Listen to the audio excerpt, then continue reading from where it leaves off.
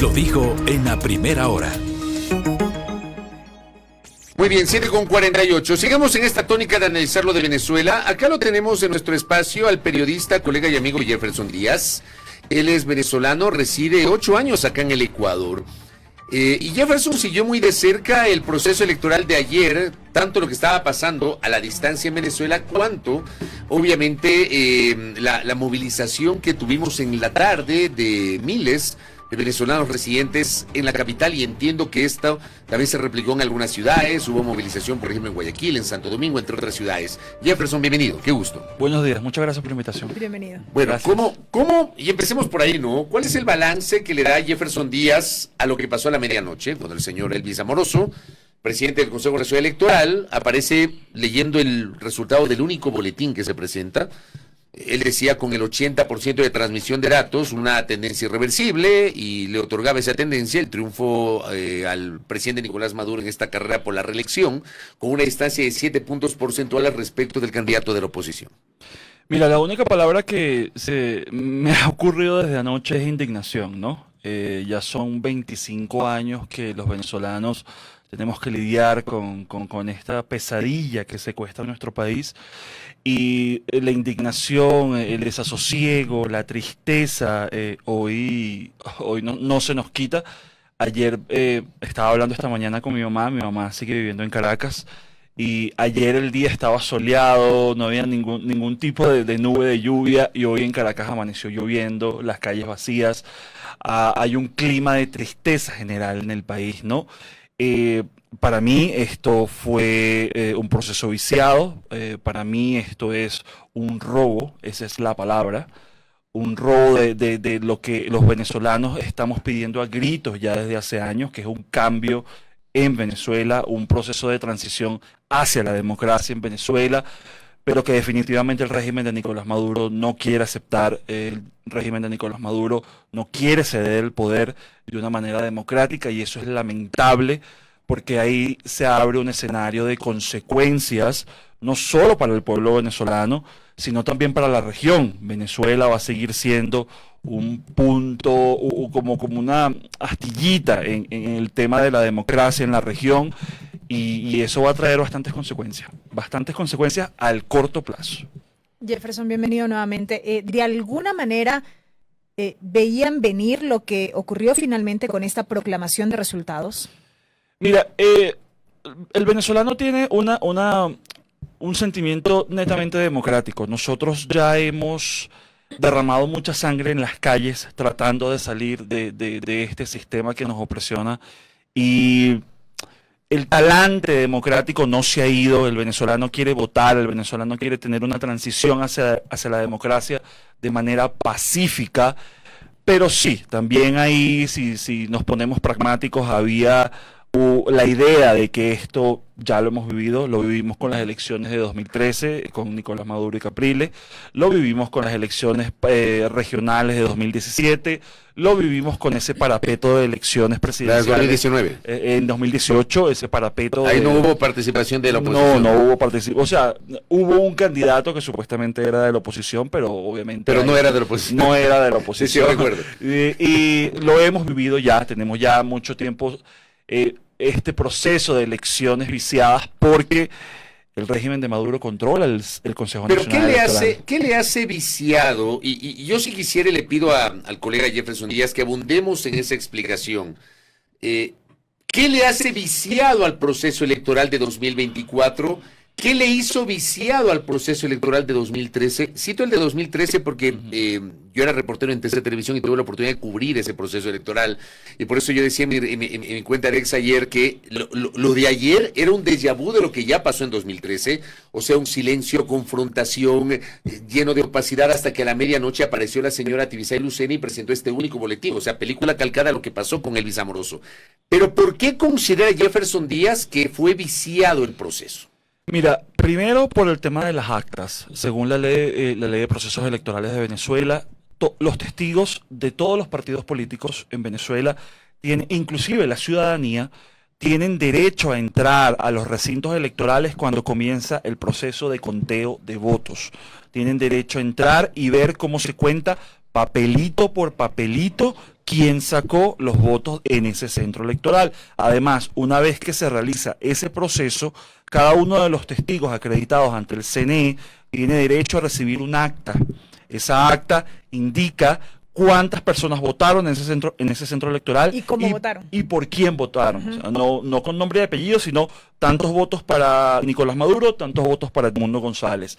Ese proceso de recibir las actas, ese proceso de que la ciudadanía entrase a los centros electorales a ver cómo se cuenta papelito por papelito, ayer no se cumplió en la mayoría de los centros electorales. Porque también hubo otros centros en los que se hizo esta proclamación pública, digamos así, en algunas mesas en donde se daba cuenta de, en algunos casos, la victoria del otro candidato. Sí, precisamente porque la ciudadanía en ciertos centros electorales fue en contra de lo que fue el Plan República, que el Plan República es el plan de las Fuerzas Armadas que debe vigilar y ser garante de que el proceso electoral no tenga ningún tipo de vicio ni de violencia.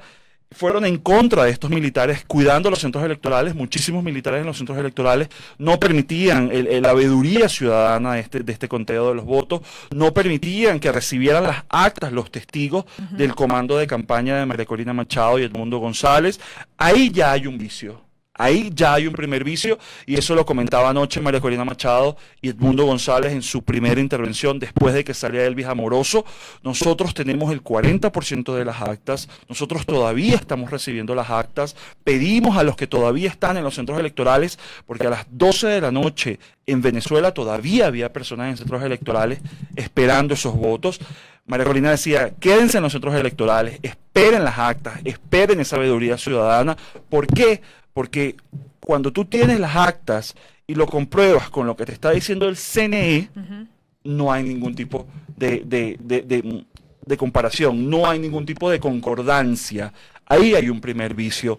Y, bueno, el tema de la violencia. Ayer vimos, lamentablemente, sobre todo en estados fronterizos con Colombia, vimos en Trujillo, en Táchira, actos de violencia de parte de estos colectivos armados por el gobierno, estos colectivos a favor de Maduro, tratando de amedrentar a la gente y sacarlos de los centros de votación en el momento en que se iban a empezar a contar los votos. La violencia sigue siendo otro vicio dentro de este proceso electoral, y también la comunidad internacional se pronunció y, bueno, se está pronunciando todavía pidiendo que se muestren las actas. Aquí está el tema, el punto está en las actas. Adicional a todo esto, ¿hubo apagón informático?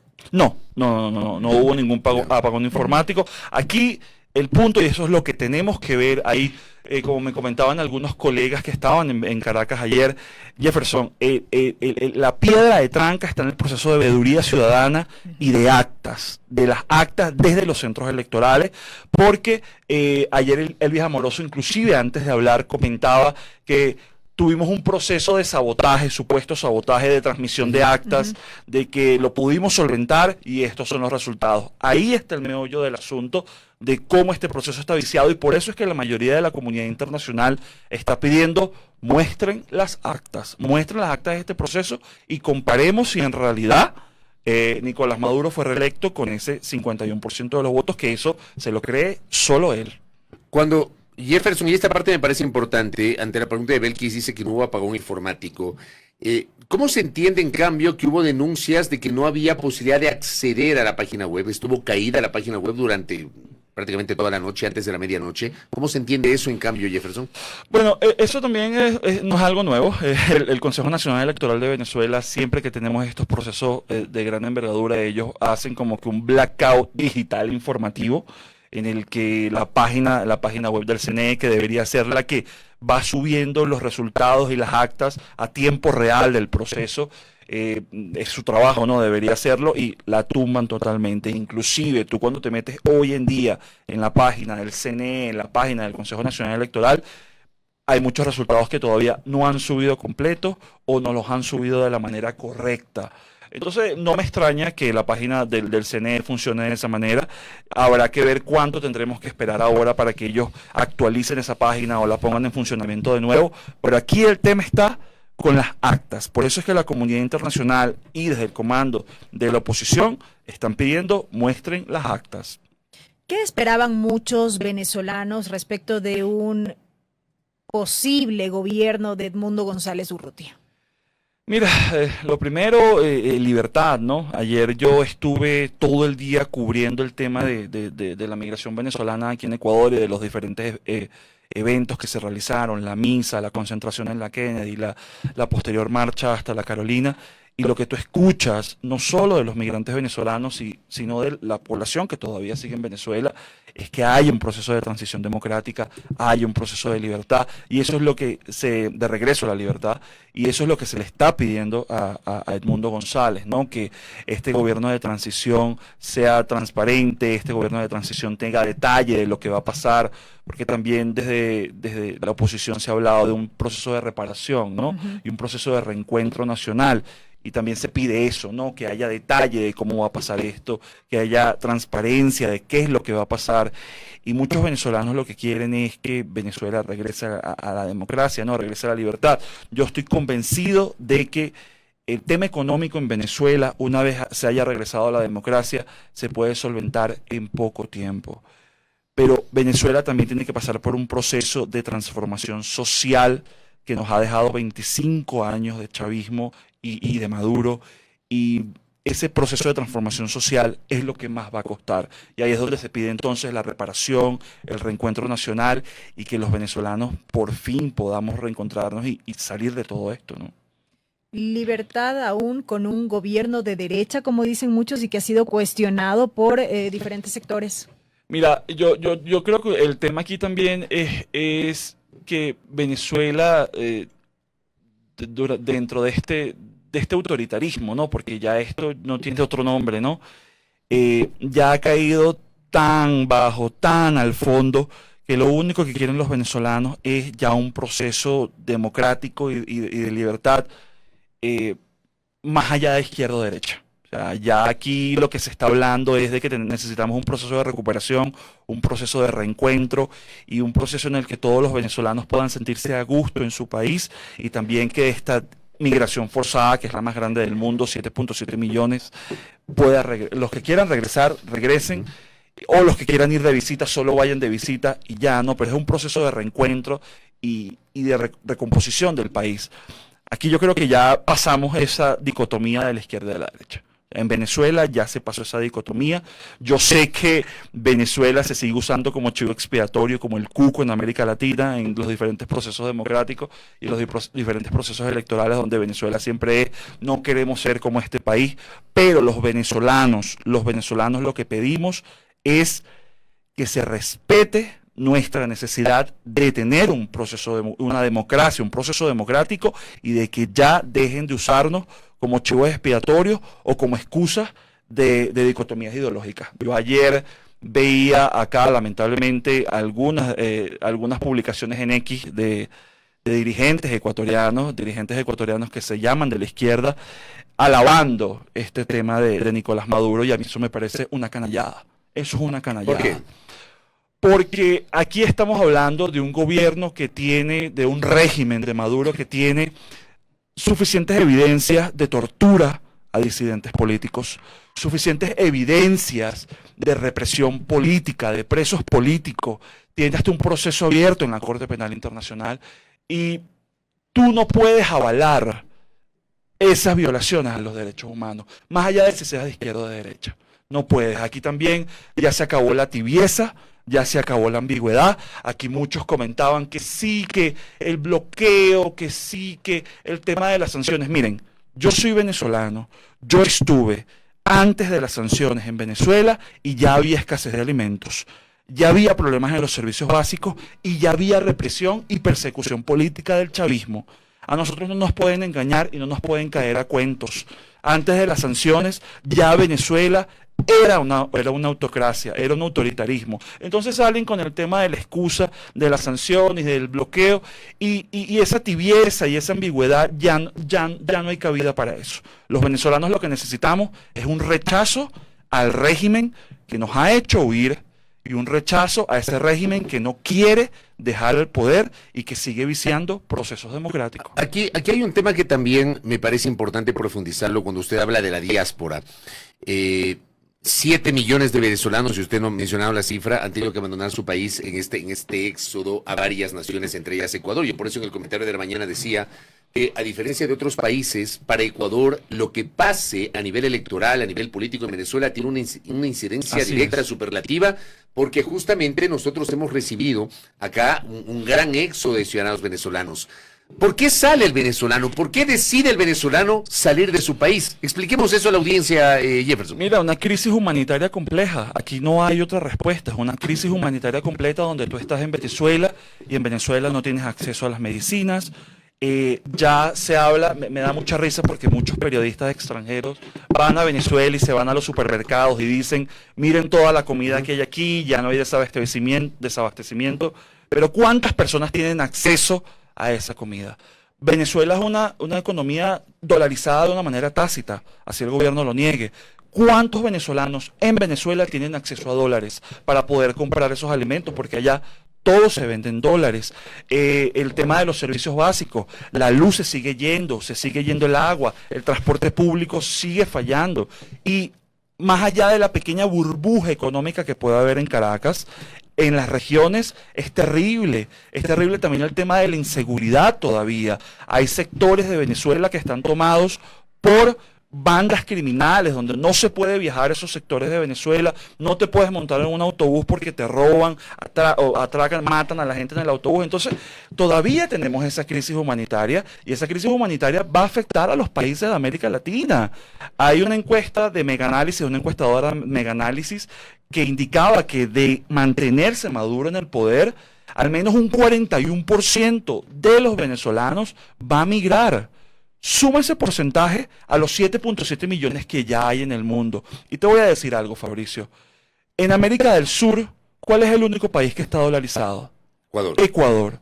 Y los venezolanos van a ver este país como una oportunidad para venir, obtener algún tipo de empleo, ahorrar en dólares y quedarse o seguir su camino. Porque esta película ya yo la vi en 2017 y en 2018. Cuando los venezolanos entraban a Colombia y seguían hasta Ecuador y se quedaban aquí en Ecuador, cuando tuvimos el pico de venezolanos viviendo en este país, casi 600.000, tratando de obtener un empleo en dólares, ahorrar en dólares para seguir su camino hacia Perú o hacia Chile o quedarse acá. El tema del dólar en Ecuador es atractivo para la migración. Por eso es que mucha gente también se va para los Estados Unidos. Imagínense ahora entonces otra migración forzada de venezolanos, pero esta vez en condiciones totalmente adversas, porque la mayoría de los países de este continente nos exige visa de entrada. Están colocando alambre de púas en el Darién, están militarizando las fronteras. Ahora imagínate cómo esa gente que trate de emigrar va a poder hacerlo de una manera regular, de una manera en que no se violenten sus derechos y de una manera en que puedan integrarse y adaptarse a estos países que también tienen sus crisis personales, tienen sus problemas. Es complejo. Por eso es que yo indicaba también ayer en mi cuenta de X que esto es un problema regional y por eso es que la comunidad internacional debería pronunciarse con mayor contundencia. ¿Cómo se entiende, en cambio, en contrapartida, aquellos que defienden al gobierno de Venezuela, que exhibe mejores cifras a nivel económico, y algunos incluso en el último fin de semana presentaron cifras, aparecieron en videos señalando que Venezuela ha comenzado un camino de recuperación que lo reconocen los propios organismos multilaterales, que el propio Fondo Monetario Internacional, el Banco Mundial, etcétera, citan a Venezuela como uno de los países que experimenta de las mejores cifras de crecimiento de la región, en contraste con, por ejemplo, lo que está pasando con el Ecuador? Cuando ya tú llegas al fondo del barril, no hay otro camino sino tratar de subir, ¿no? Tratar de ir hacia arriba. Y obviamente ya Venezuela ha llegado a un punto económico en el que estamos tan en el fondo que la única solución posible es tratar de ir hacia arriba. Pero Fabricio, la realidad es otra. Todavía la gran mayoría de los venezolanos, más del 90% de los venezolanos vive con menos de $5 al mes. Imagínate vivir con menos de $5 al mes aquí en Ecuador. O sea, no te alcanzan, te compras 2 salchipapas, 2, 3, 4 salchipapas en la semana y ya se te acabó la plata. Eso es la realidad de los venezolanos hoy en día. Menos de $5 la mayoría Esa al realidad mes. que está citando Jefferson no es provocada por el bloqueo económico y las sanciones económicas a Venezuela y contra su gobierno. Mira, yo sé que ya hay bastantes informes y bastantes reportes, inclusive desde el propio Senado de Estados Unidos, que han indicado que el tema de las sanciones hacia Venezuela no resolvieron el problema político en el que estamos involucrados. Pero hay que recordar dos cosas y siempre hay que dar este contexto. Primero, las sanciones siempre fueron de carácter personal hacia miembros del gobierno de Nicolás Maduro, apuntando a esa nueva élite bolivariana que te puedo asegurar que ellos, todo lo que es Maduro y sus acolitos, no sufren esta crisis. La mayoría de las personas del régimen de Maduro que están en Venezuela sacaron a sus hijos para afuera, sus hijos están en Europa, están en México, están en Estados Unidos, ellos no padecen esta crisis y obviamente las sanciones eran hacia ellos, eran puntualizadas hacia personajes del gobierno de Maduro. Lo otro, yo soy venezolano, yo viví en Venezuela hasta hace 8 años. Antes de las sanciones, ya teníamos problemas económicos, ya teníamos problemas políticos. Con Chávez vivo, ya había escasez de productos de higiene personal, de harina pan, ya había errores en los servicios Pero básicos. por ejemplo, en el tiempo de Chávez, ¿esto no fue provocado por el boicot del empresariado venezolano? ¿Cuál boicot si la mayoría de las empresas fueron expropiadas por el chavismo? Entonces eran empresas que pertenecían ya al Estado. Claro, tú tenías empresas, mira, la mayor empresa agroindustrial de Venezuela fue expropiada. Expropiaron las mayores empresas de producción de alimentos, expropiaron las mayores empresas que hacían productos de higiene personal, expropiaron las empresas también de transporte público. Ya había un tema de que no tienes ningún tipo de excusa. La mayoría de las empresas de este país están en tus manos, en manos del Estado. ¿Qué me vas a decir ahora? Que el empresario malvado privado te está boicoteando cuando la mayoría de la producción de este país está en manos del Estado. Entonces ese tipo de cosas la gente no la ve. Por eso que cada vez que a mí me dicen esto, yo digo, váyanse para Venezuela, pero eso sí, váyanse sin que les paguen para lavarle la cara a Maduro. Váyanse fuera de Caracas y vayan a vivir con menos de $5 al mes, regresan y me cuentan qué es lo que está pasando. Porque eso también es muy bonito. Es muy bonito estar aquí, desde Quito, desde la Gonzalo Suárez, desde aquí, desde la República del Salvador, bebiéndose su cafecito en Juan Valdés, con su computadora y con todo que... Para bien o para mal en este país las cosas básicas siguen funcionando. Es muy bonito decir desde acá, respetemos la voluntad de Maduro, respetemos al régimen de Maduro, que decirlo desde allá, fuera de las burbujas económicas que se están creando. Acá, por ejemplo, un oyente me dice que el crecimiento de Venezuela es producto de un mayor consumo del venezolano y crecimiento de la producción privada. ¿Qué le dices tú a la persona que me escribes? Mira, hay un tema también que tenemos que mencionar, que los dólares que están circulando en Venezuela son dólares también que las élites del régimen de Maduro no han podido sacar por el tema de las sanciones. Obviamente es más difícil ahora, cuando estás tan vigilado, poder sacar tu dinero, ¿no? No digo que sea imposible, pero es más difícil. Entonces tienes que inyectárselo a la economía venezolana. ¿Y cómo se lo inyectas? Bueno, con este tema de hace como 3 o 4 años que empezaron a surgir bodegones, no solo en Caracas, sino en las principales ciudades de Venezuela, bodegones que vendían productos importados, productos que no se conseguían, pero a precio de dólar. También tienes un boom de construcciones en algunos de los sectores más pudientes de Caracas. ¿De dónde sale esa plata para construir esas cosas? Edificios que se quedan vacíos. Entonces también eso de que sí, que los venezolanos están gastando más, eso es muy relativo, porque solo el 1% de la población venezolana tiene acceso a divisas. Solo el 1%. Entonces, ¿qué pasa con el resto del 99%? Salgan de Caracas, váyanse a Portuguesa, váyanse a Cogede, váyanse a Pures o a Barinas, los estados llaneros de Venezuela, los estados donde el chavismo siempre ganó. Váyanse allá y vean cómo hacen para comprar, o para Amazonas, o para Bolívar, o váyanse para Sucre, que ha sido uno de los estados más golpeados en Venezuela, o para la propia Nueva Esparta, que es el estado insular de Venezuela. Váyanse y vean cómo vive la gente fuera de esa burbuja económica y se van a dar cuenta de que ese gasto que están haciendo los venezolanos masivos es muy relativo. Acá tengo otro mensaje que me escribe Cristian Alvarado, que no reside acá. Dice, lamento mucho el éxodo venezolano. ¿Por qué los venezolanos que llegan a Estados Unidos no quieren trabajar como los demás migrantes? ¿Por qué abusan del sistema de protección donde se crean hoteles, albergues, etcétera, y no trabajan como los demás migrantes, dice nuestro oyente? Mira, ¿Tienes alguna respuesta a eso? sí, totalmente. Mira, esa dicotomía del migrante malo y el migrante bueno versus el migrante bueno, eso es algo inventado por los gobiernos para tratar de hacer que la migración sea el chivo expiatorio preferido, ¿no? Eh, Obviamente el tema de la migración venezolana es el tema de moda, pero hay que ser muy claros sobre qué está causando esta migración. Yo siempre le digo a la gente que sale con comentarios xenófobos o con comentarios racistas y clasistas acerca de los venezolanos, yo les digo, ahorita estamos hablando de los venezolanos, pero hace 4 años, 5 años hablábamos de los cubanos, hace 10 años hablábamos de los colombianos, hace 15 años hablábamos de los mexicanos o de los centroamericanos en Estados Unidos. Eh, la mayoría de los migrantes venezolanos son personas trabajadoras, sumamente preparadas y que están huyendo de un régimen que no solo les cercena sus derechos humanos básicos, sino que también les quita la dignidad. Y eso es algo que yo ayer comentaba también. Los migrantes venezolanos necesitamos un gobierno que nos represente con dignidad. Aquí nos dejaron sin poder votar, cerrando los consulados de Venezuela en Quito y Guayaquil por motivos políticos. Nos dejaron sin representación consular. ¿Cómo hacemos con eso? ¿Cómo hacemos con eso? Entonces, claro, obviamente también hay que tener muy en cuenta que los medios de comunicación, y eso es algo que también tenemos que conversar, maxifican mucho y desinforman mucho, lamentablemente, yo lo digo como periodista, el tema de la migración venezolana. Pero hay que ver más allá de eso, y yo siempre le digo a las personas, siéntense a conversar con los migrantes.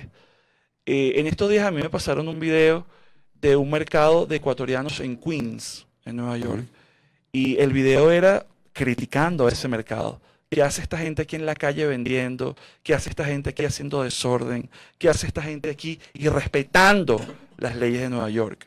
Y eran migrantes ecuatorianos. No vamos a poner a decir entonces que por esa población de migrantes ecuatorianos de Nueva York todos son así, desordenados, que respetan las leyes y que no cuidan las cosas donde están trabajando. O cuando te ibas al Parque El Retiro en Madrid todos los fines de semana, que los ecuatorianos también hacían sus mercados populares. Vamos a decir también que ellos, ¿por qué están aquí llegando a Madrid, España, desordenando, no cumpliendo las leyes y haciendo ver feo a este parque? O sea, también las cosas hay que ponerlas en perspectiva. Acá también Javier Darío Rivadeneira me escribe desde Estados Unidos, entiendo. Me dice, acá los noticieros locales, en los noticieros locales se ve que son abusivos, quieren todo gratis, quieren que los mantengan, que les den dinero y no es invento, nos dice el oyente. No, claro, o sea, pero, vuelvo y repito, ¿qué tipo de información estamos consumiendo? En Nueva York arrestaron a un ecuatoriano que violó a una mujer y la asesinó. También en Estados Unidos tuvimos el caso de una mujer ecuatoriana que dejó a su hija y la niña se murió. Entonces, ¿qué? Por esas personas también vamos a decir que todos los ecuatorianos migrantes son criminales o que todos los ecuatorianos migrantes son delincuentes y que no quieren trabajar y que no quieren hacer nada y que llegan a Estados Unidos es nada más a delinquir. Por eso, repito, si aquí nos ponemos a señalar con el dedo, nadie queda libre. Por eso es que el tema de la migración hay que ponerlo muy en perspectiva. Y más cuando ahorita los ecuatorianos somos, porque yo también soy ecuatoriano, somos la segunda nacionalidad cruzando el Darién. Claro, ese es un tema del que también se ha hablado y refleja una realidad muy compleja para la migración ecuatoriana. ¿Hay alguna crítica hacia la oposición? ¿Consideras que hubo errores de María Corina Machado, del candidato presidencial, de otros actores políticos? ¿Hay autocrítica para la oposición? Mira, sí, totalmente. Aquí nosotros hemos llegado a este punto de político y social también por muchos errores de la oposición, muchísimos errores de la oposición.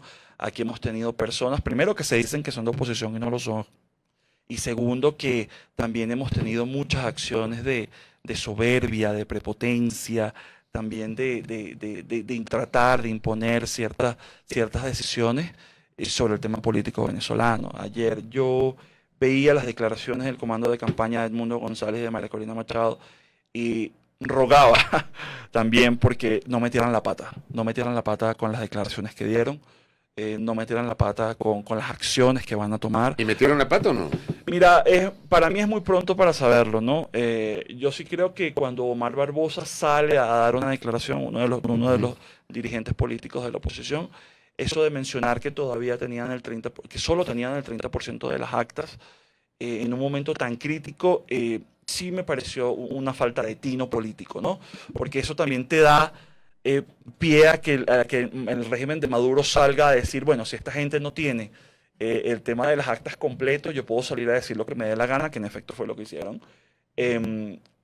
Pero sí, mira, Fabricio, en 25 años que hemos tenido una posición política en Venezuela, que ha habido muchísimos errores y yo soy el primero en admitirlo.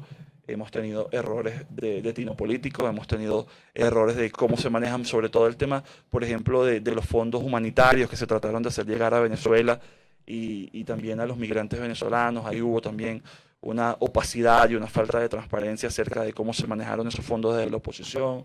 Hemos tenido también declaraciones, a veces hemos tenido declaraciones de dirigentes de la oposición venezolana en contra de los migrantes venezolanos. Entonces sí, hay bastante que todavía hay que arreglar y bastante que enmendar dentro de la oposición. No son perfectos para Correcto. nada. Y con esto cierro. Edison Mayorga, que siempre está en sintonía, me envió un mensaje. Dice, si bien los procesos anteriores se tiene una presunción del vicio, este de 2024 tiene un atenuante mayor. En ninguno de los anteriores procesos se instituyó un margen tan amplio en encuestas previas. En ninguno de los procesos el chavismo dejó de ser líder en las encuestas, con mayor o menor margen, pero no existía tanta diferencia como en este proceso. Y Edison se refiere a varias encuestas previas. Ninguna encuesta le daba la victoria a Maduro. Ninguna. Todas le daban la victoria al candidato de la oposición, y es verdad lo que dice Edison. En los otros procesos electorales siempre el chavismo estuvo por encima. ¿Qué te dice esto a propósito de esta reflexión que hace nuestro oyente? Bueno, obviamente lo primero que me dice es que ese 51% por el que ganó Maduro se lo cree él nada más. Mira, Fabricio, no solo las encuestas antes de las elecciones, los boca de urna, los exit polls, todo daba ganador a Edmundo González, todo. Y hay una premisa dentro del periodismo que tú debes saber, Fabricio. Cuando varias fuentes te dicen lo mismo, es verdad. Entonces, obviamente que es un tema de desasosiego, porque tú vas a un proceso electoral donde ya tú tenías una visión estadística y una visión previa de qué es lo que iba a pasar. Inclusive ayer nosotros aquí estábamos trabajando en una sala situacional aquí en Quito, y todos los reportes que nos llegaban de la mayoría de las mesas electorales, no solo en Caracas, sino en las regiones, en las diferentes regiones de Venezuela, era que Edmundo estaba ganando al menos 2-1. 2-1. Para que salga Elvis Amoroso a la medianoche a decir que Maduro ganó con un 55% de los votos. Eso se lo creen ellos nada más. Y yo lo que creo, Fabricio, es que aquí hay que primero esperar a ver qué hace la dirigencia opositora. Ayer ya María Corina y Edmundo lo dijeron. Hay que mantenerse en los centros electorales esperando las actas y con acta en mano pedir cuál es ese proceso de veeduría y de verificación. La comunidad internacional también lo está pidiendo. Y yo lo que sí pido, Fabricio, yo que vivo en Ecuador, soy residente de Ecuador y soy ecuatoriano, es que el tema venezolano ya no deje de ser usado como un chivo expiatorio para ideologías políticas, de derecha o de izquierda.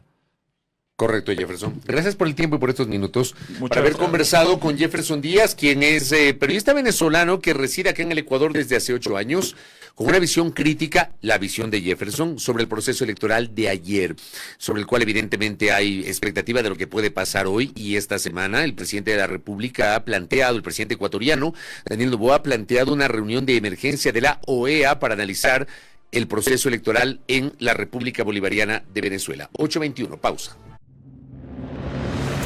Primera plana. Todas las noticias, todas las voces.